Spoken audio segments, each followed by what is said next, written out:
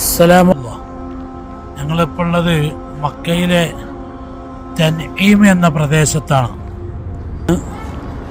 മഹദിയായ ഉമ്മുൽ മുഅ്മിനീൻ ആയിഷ ബീബി റളിയല്ലാഹു അൻഹ ഉംറയ്ക്ക് വേണ്ടി ഇഹ്റാം ചെയ്തത്. അവിടുത്തെ നാമധേയത്തിലുള്ള മസ്ജിദു ആയിഷ ജാമിഉ ഉമ്മുൽ മുഅ്മിനീൻ എന്നൊരു ബോർഡ് നിങ്ങൾക്കിവിടെ കാണാം.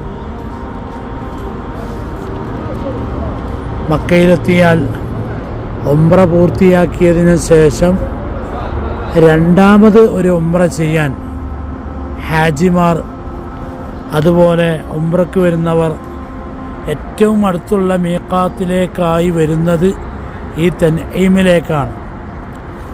ഈ തൻഈമിലെ പള്ളിയുടെ അടുത്തായി നിങ്ങൾക്കിപ്പോൾ ഒരു സ്തൂപം കാണാം.